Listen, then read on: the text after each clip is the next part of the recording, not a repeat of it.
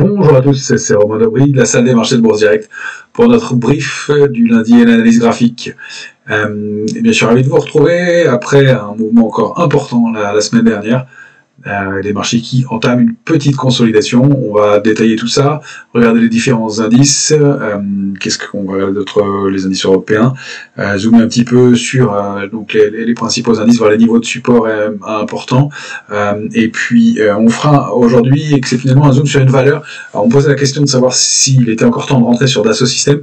Je vais peut-être pas vous apporter la réponse, mais des éléments de réponse pour vous et faire un cas d'école avec cette valeur à la fin de la vidéo. En attendant, on va commenter cette semaine. Encore une fois, si vous voulez vous abonner à la chaîne Bourse Direct YouTube, n'oubliez pas de le faire et sur nos comptes Twitter respectifs aussi. Et puis pour plus d'éléments sur Info d'Experts, c'est en lien et en descriptif de cette vidéo. De la même façon, voilà, donc terme une semaine importante sur les indices, puisque de gros rendez-vous qu'on a passé avec succès manifestement la semaine dernière, entre les réunions et commentaires des deux banques centrales. Manifestement, on a digéré correctement ces obstacles, et même les publications moins bonnes qu'attendues, et en décroissance des GAFAM plutôt, on permet aux indices de résister malgré tout et d'aller former de nouveaux plus hauts annuels et de déborder ou de confirmer le débordement de niveau majeur. Donc on est pour l'instant installé en partie haute dans une nouvelle zone de congestion. On va détailler tout ça. Côté macroéconomique, cette semaine, on n'a pas énormément de rendez-vous majeurs. On va surveiller demain la balance commerciale américaine, le discours de Jerome Powell, demain mardi, nous sommes le lundi 6 février, il est 18h20. Mercredi, on n'aura pas de publication macroéconomique. Jeudi, ce sera l'indice des prix à la consommation en Europe, les prévisions économiques de la Commission européenne. Et puis, vendredi, l'indice de confiance du consommateur du Michigan. Pas de rendez-vous majeur, on s'en verra, ça peut animer quand même les marchés. Ce qui va surtout driver cette semaine sont les résultats des entreprises, notamment en Europe. Aux États-Unis, on n'a plus trop de publications majeures cette semaine, toujours beaucoup de publications, mais pas moins de majeures. On aura Walt Disney et CVS, et puis Pepsi jeudi. Walt Disney et CVS, ce sera mercredi.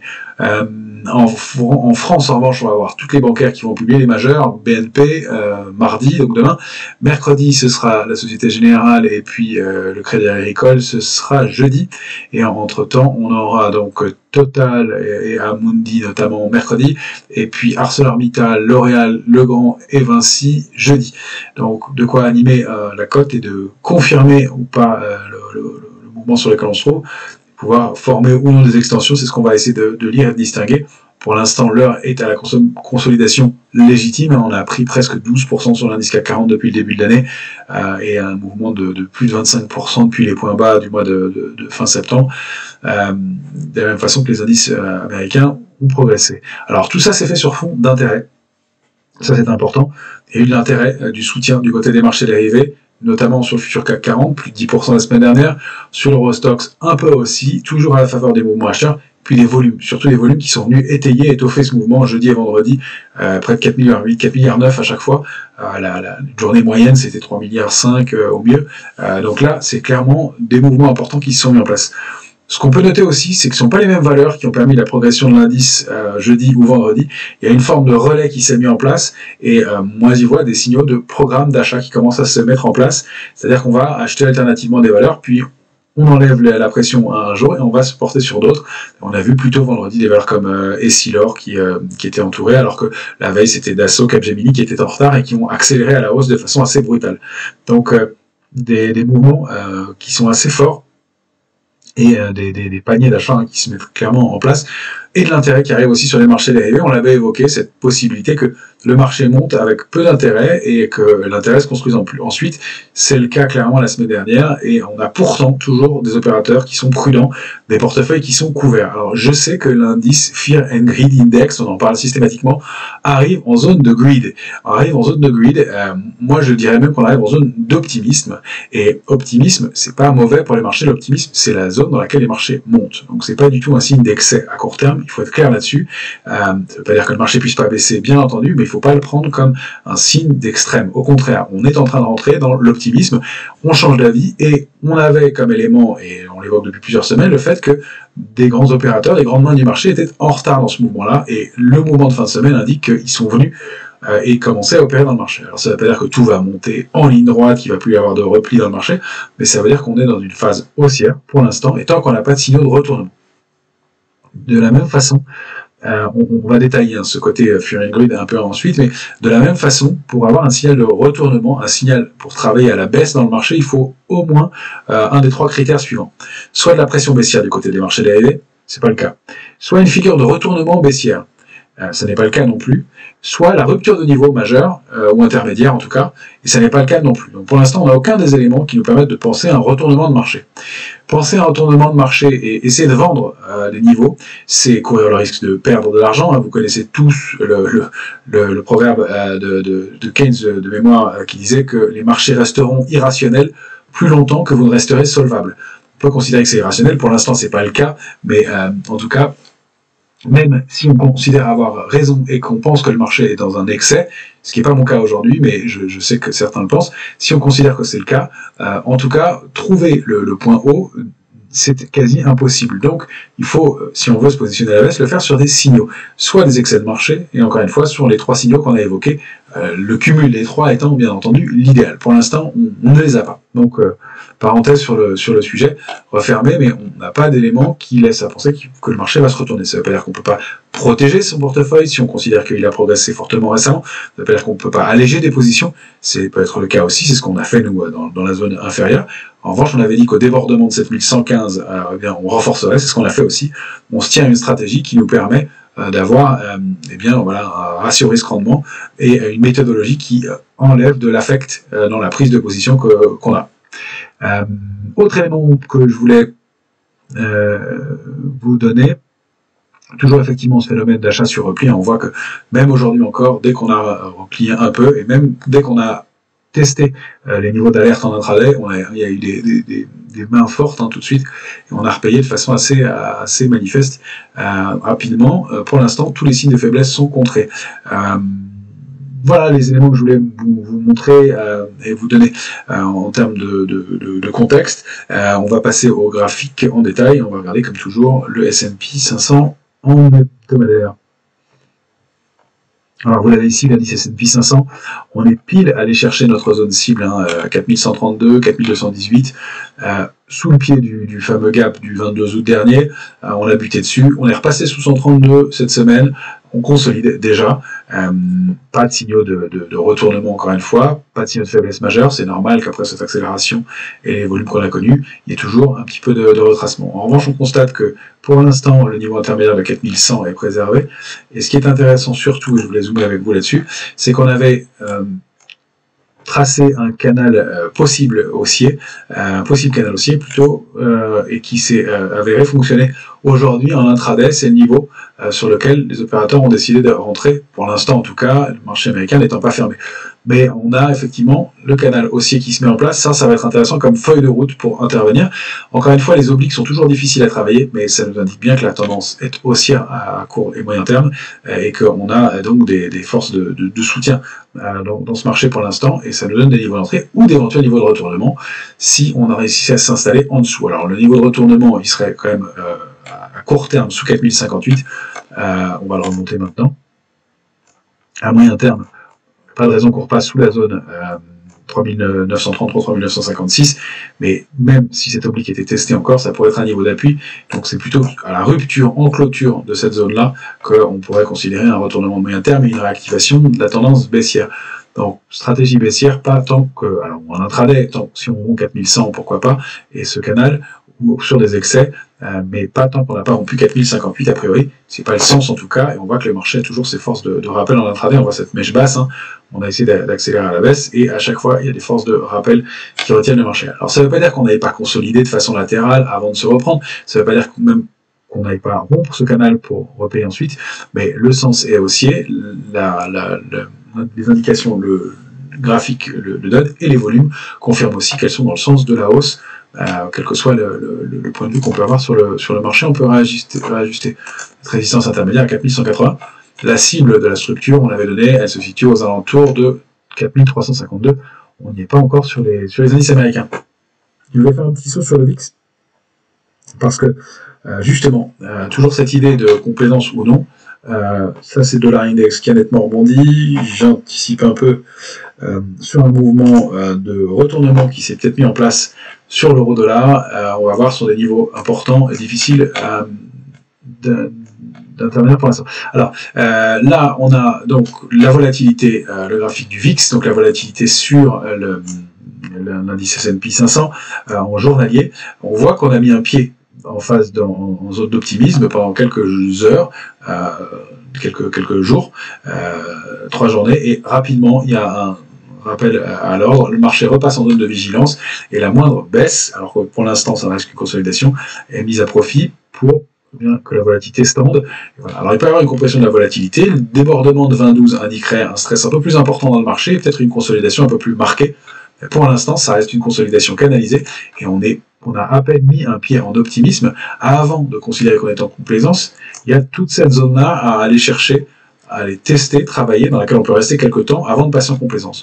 Donc vous voyez, si on garde le niveau de stress des opérateurs comme point de repère dans le marché, on n'est pas du tout en extreme greed et on n'est pas encore dans un contexte de stress majeur. Alors, ça ne veut pas dire que le marché ne peut pas se retourner ou le marché ne peut pas baisser. Ça veut dire que si on veut prendre le critère de l'appétit au risque des opérateurs, il n'indique pas à ce stade de signal de retournement, il faut être clair avec ça. Même si on entre en greed, même si on entre en donc gourmandise au sens de traduction du terme, eh bien on n'est pas en extrême greed et c'est à partir de ces niveaux-là que le marché devient vraiment dangereux. Il est toujours dangereux le marché, mais si on veut prendre ce critère-là, il n'est pas juste, il n'est pas rentré dans la zone extrême pour l'instant. Loin de là, on flirte avec des bornes du début de l'appétit au risque, donc du début que moi je qualifierais simplement d'optimisme dans le marché actuel. Les opérateurs commencent à être toujours prudents et un peu optimistes. Ils ne le sont même pas franchement si on regarde le niveau de couverture globaux. Voilà, parenthèse fermée pour la volatilité. Du côté du Nasdaq 100, pareil, alors lui est allé chercher une cible qu'on avait indiquée la semaine dernière, le niveau de 12 865 points, c'était la première grosse résistance, il est allé buter précisément dessus, en amont des publications des entreprises, on l'avait vécu en direct ensemble jeudi soir au moment de l'enregistrement de la vidéo, retracement derrière, comblement du gap, et pour l'instant une petite bougie en journalier d'indécision. Alors ça ne veut pas dire qu'il n'aille pas s'appuyer sur le niveau majeur, la ligne de coût de la structure de retournement qu'on avait évoqué, avec double ou triple appui selon ce qu'on veut voir, mais soit un double bottom, soit un triple appui, et en tout cas doublement, accélération haussière dans des volumes nettement supérieurs à ceux des jours précédents, avec un contre-pied contre ce niveau-là à prendre en compte quand même, et donc peut-être effectivement la formation aussi d'un canal haussier qui est qu'on peut voir ici, et donc tant qu'on est au-dessus de 12 165 en clôture, on peut même tolérer des accélérations en intraday un petit peu en dessous, tant qu'on est au-dessus de 12 165, pas de retournement de tendance, et au contraire on va chercher des signaux d'achat, même le complément de ce gap peut être un niveau d'entrée, et pour l'instant le marché l'a bien étudié, on est pile dessus, hein. C'est vraiment le niveau important. Alors on rappelle aussi qu'on a des gaps au-dessus à aller combler qui n'ont pas été, donc des niveaux à surveiller en intermédiaire, notamment celui du 22 août dernier qui était important. La cible de l'impulsion donnée par la sortie de la figure de consolidation qui date du mois de septembre et l'arrêt de la baisse qui avait commencé avec ce rebond et bien à partir du mois de juin, mais en tout cas la cible de cette figure-là, c'est 13 720 points, niveau majeur. C'est peut-être l'impulsion, le bout de l'impulsion qu'on connaîtra sur ce mouvement-là. Pour l'instant, ce sont des cibles minimales et l'indice n'indique pas de signaux de retournement à ce stade, même si effectivement il y a une consolidation assez marquée après un mouvement qui était extrêmement puissant quelques jours. Hein. Donc ça reste de l'ordre de la consolidation en bon ordre et c'est même sain et légitime qu'elle se produise. On passe maintenant, si vous le voulez, à l'Eurostoxx. On remet en Europe. L'Eurostoxx, là on est en journalier sur l'Eurostoxx, on va le regarder en hebdomadaire. Plusieurs éléments, lui respecte bien son trading range, il est allé buter vendredi contre la résistance majeure à 4252, il n'a pas réussi à l'atteindre aujourd'hui en début de semaine, en revanche au niveau de 4188 et le bas du range a été pour l'instant bien défendu, donc on est toujours un cran plus haut, le range est plutôt ici, la cible proche, eh bien on l'avait fixé à 4278, on ne l'a pas atteinte, et les niveaux de résistance majeure c'est 4330, 4400, sont des niveaux importants, c'est ça que je voulais vous montrer en dézoomant aussi. c'est qu'on arrive sur des niveaux vraiment clés et historiques hein, sur l'Eurostoxx. C'est normal qu'on ralentisse et qu'on aille consolider un peu en amont de ces niveaux-là. Pas d'alerte tant qu'on garde, donc on arrive dans cette zone-là. Pas d'alerte tant qu'on est au-dessus. Alors en intraday, 4188, 4155, mais 4188 sera le premier niveau d'alerte intraday. Niveau de court terme, la première alerte, c'est 4099, 4100, avec cette fois-ci qu'on remonte là, et avec une zone d'alerte de moyen terme qu'on a remonte au ciel d'un cran et qu'on n'a plus de raison d'aller rompre, qui est situé donc sous ce gap hebdomadaire, on va dire dans la zone du gap hebdomadaire, et ce niveau de 3965. Donc là, effectivement, on aurait des signaux de retournement un peu importants et d'invalidation de toute cette impulsion qu'on a construite fortement depuis plusieurs semaines maintenant. Pour l'instant, consolidation latérale et pas de figure de retournement baissière, pas de structure de retournement, qu'on la regarde en hebdomadaire ou en journalier. Effectivement, un indice qui bute et une grande bougie rouge qui suit effectivement des marabouzous, mais pas de structure baissière à proprement parler à court terme. Voilà pour l'Eurostoxx. Je voulais faire un tour du côté du MIB qu'on regarde depuis plusieurs semaines ensemble. Lui est allé chercher au point près quasiment la cible qu'on s'était fixée, donc l'indice italien, le MIB 40 en mensuel. Le premier niveau est bien atteint, 27 100 points. Peut-être consolidation aussi qui peut se mettre en place avec des niveaux de support intermédiaires. Évidemment, le marché aura besoin de souffler après ça, mais on va voir les drivers et la date de cette semaine si on arrive à déborder ces niveaux. Prochaine cible légitime, c'est la résistance majeure à 29 000 de long terme. En tout cas, le mouvement reste haussier et pause peut-être envisagée.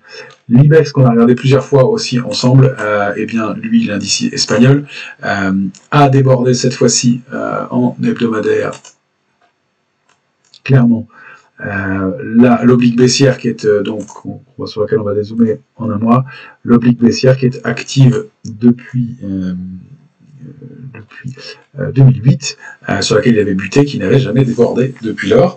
Et donc c'est bien un débordement de cette oblique qui a été bien observé par le marché, avec des volumes qui ont été en hausse aussi, et une consolidation qui paraît légitime, en tout cas un niveau d'appui qui peut être intéressant, si on veut rentrer sur l'IBEX, qui va un indice le plus fort, mais qui surperforme depuis quelques séances maintenant en Europe, et qui surtout illustre bien la force du mouvement auquel on est en train d'assister globalement sur les marchés européens.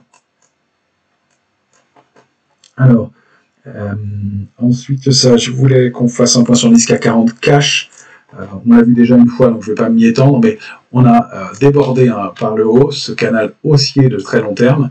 On est en mensuel ici, et donc l'indice CAC 40 est allé buter sur sa résistance intermédiaire, 7195. La consolidation peut se mettre en place. Encore une fois, notre niveau de retournement sur le CAC 40 et d'alerte, c'est 6830. Sous ce niveau-là, ce ne serait pas bon. On rattraperait le canal, on retournerait sous un niveau de support important. En revanche, qu'on aille consolider dessus et s'appuyer dessus avant de rebondir, ça c'est possible. Pour l'instant, on n'a rien qui l'indique, mais que la latéralisation ou la consolidation se fasse, vous voyez, on a des moyens de retracer assez nettement sans remettre en cause du tout la tendance, et au contraire, en cherchant toujours des points d'entrée, plus de 3,70 à 80% selon les niveaux, sans remettre en cause du tout la tendance, au contraire, en la renforçant si on réussissait à préserver ces niveaux-là et à y entrer.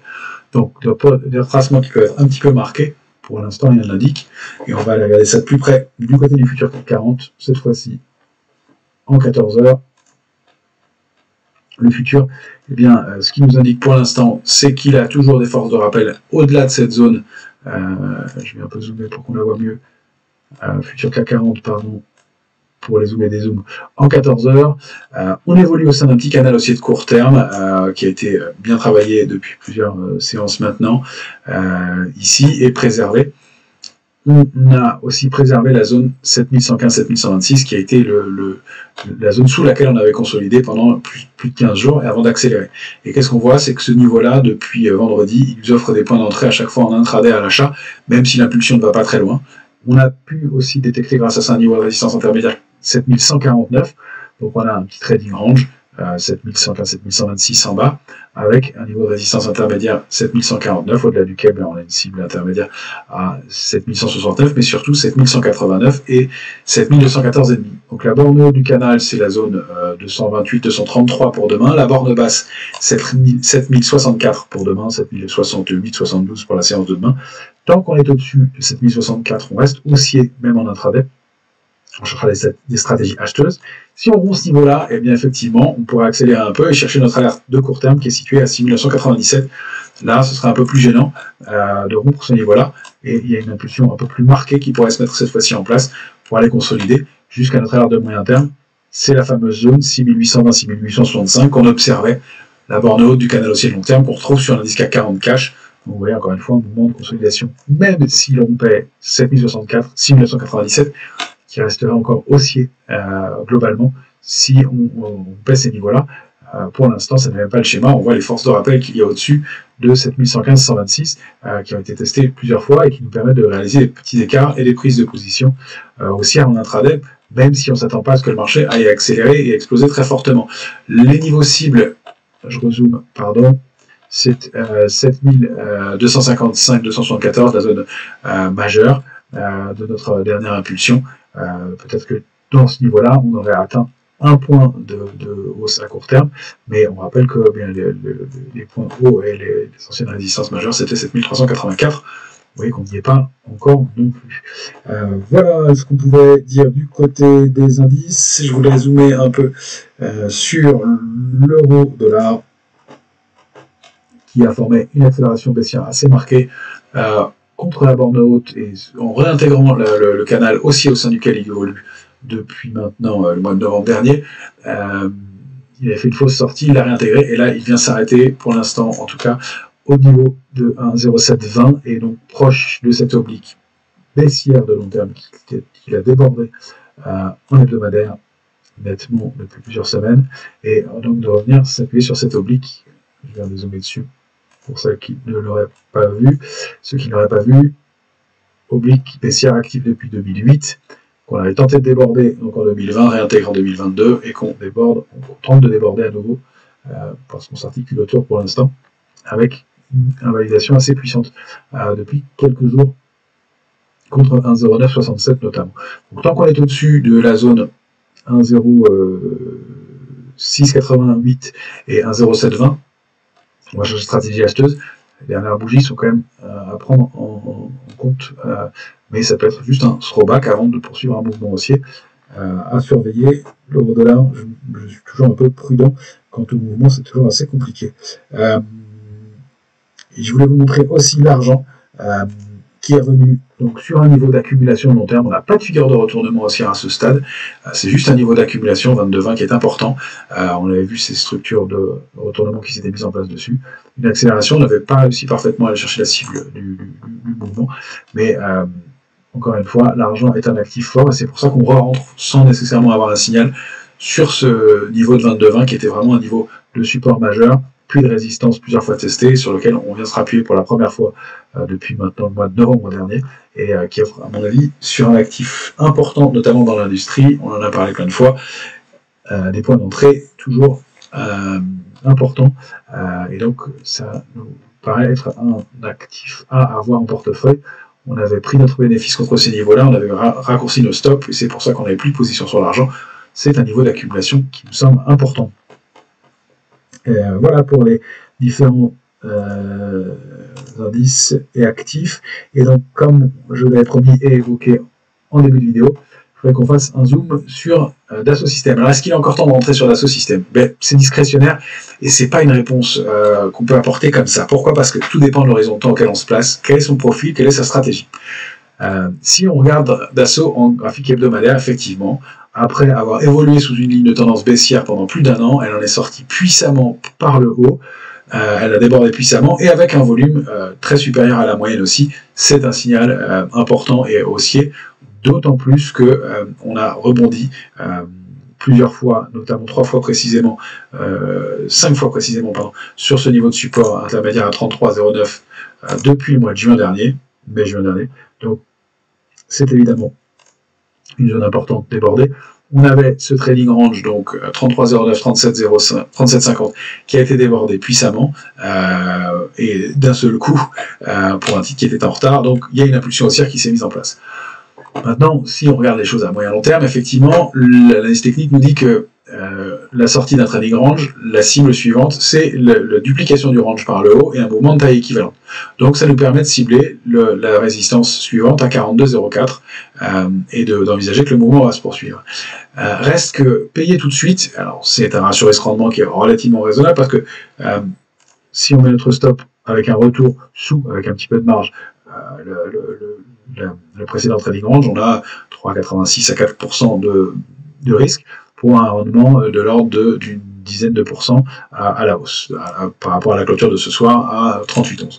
Donc le ratio risque-rendement est raisonnable, et si on a cet horizon de moyen terme, on peut effectivement prendre ce risque-là avec un ratio risque-rendement important. Maintenant, si on regarde en journalier, on peut considérer qu'il y a un petit peu d'excès à court terme, et on a cette grosse zone importante, 38,43, 38,63, qui a été plusieurs fois testée par le passé, et qui va être difficile à déborder, sur lequel le titre a buté, à l'intérieur duquel il a buté. D'ailleurs, j'aurais voulu tracer ma résistance ici, mais en zoomant, eh bien, on voit que le niveau ne correspond pas parfaitement.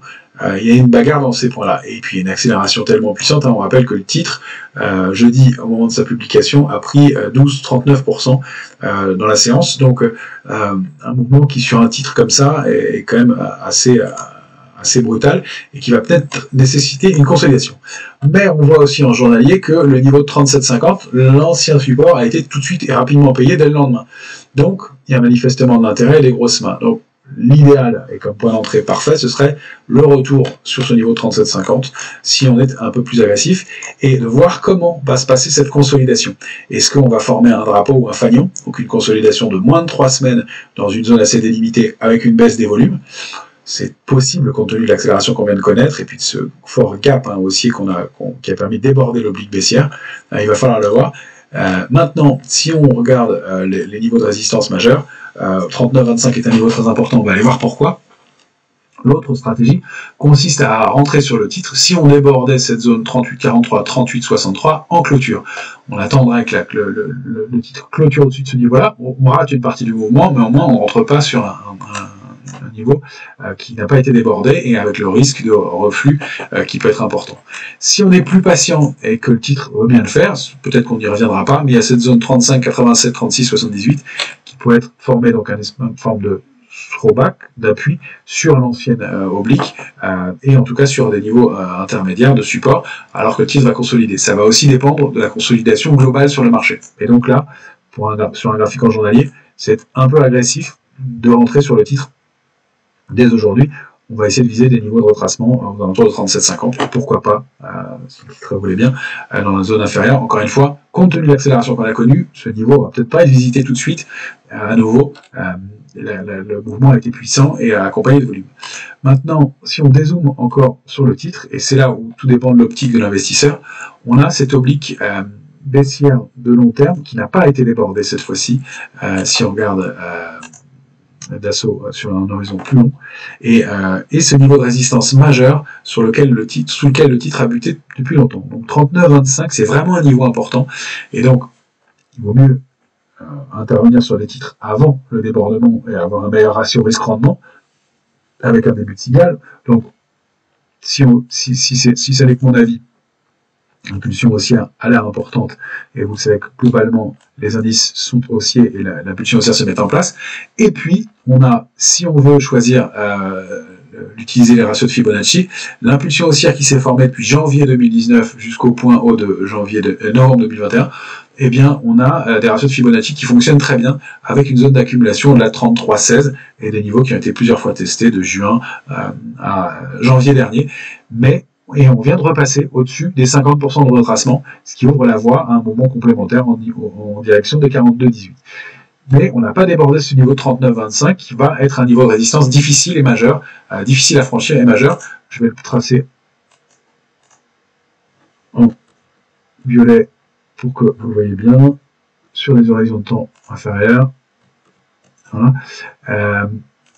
Donc, on peut considérer aussi que le titre est encore en phase de recovery, qui n'a pas encore confirmé, et on voit qu'on a été buté dessus sur cette oblique violette, et que ça va être le niveau à déborder. Donc ce niveau peut être important, et il peut y avoir des retracements et des reflux un peu marqués finalement sur ce titre. Voilà. Donc à court terme, c'est compliqué, et le mouvement est déjà pas mal enclenché, mais l'impulsion est clairement haussière, donc pourquoi pas. Cette bougie d'indécision témoigne du fait qu'on a du mal à déborder ce niveau, pour 3 séances en tout cas, et ce qui est normal, encore une fois, après l'impulsion qu'on vient de connaître, et qui est un peu de consolidation. Et à moyen terme, eh bien l'impulsion est plutôt forte, et à long terme, on n'a pas encore débordé. Donc selon ce qu'on veut faire, selon son horizon de temps, eh bien on a des opportunités ou pas, et c'est à vous de répondre à la question maintenant en fonction de ces éléments-là. Effectivement, hein, si le titre peut encore aller chercher le niveau de 42,20, l'impulsion suivante, c'est aux alentours de 47,64, et c'est effectivement un titre de qualité qui vient de très bien publier et qui sort d'une consolidation, en tout cas à moyen terme, après plusieurs mois de consolidation et avec du volume, donc l'impulsion est forte, et ces niveaux de 42,04, 45,34 sont les probables cibles légitimes à moyen et long terme, tant qu'on est au-dessus de 37,50. Et l'invalidation, elle se ferait, on a zoomé, sous ces supports intermédiaires, et donc sous la zone 34,97, 35,87. Voilà ce qu'on pouvait en dire pour aujourd'hui. J'espère que ça vous aide un peu et que ça vous permet d'améliorer, de prendre vos décisions, en tout cas pour Dassault Systèmes vous-même directement. Pour le reste du marché, donc consolidation légitime après un mouvement fort, toujours des forces de rappel, pas de figure de retournement pour l'instant. On va monitorer tout ça et on regarde tout au long de la semaine. Et je vous souhaite une excellente semaine à tous.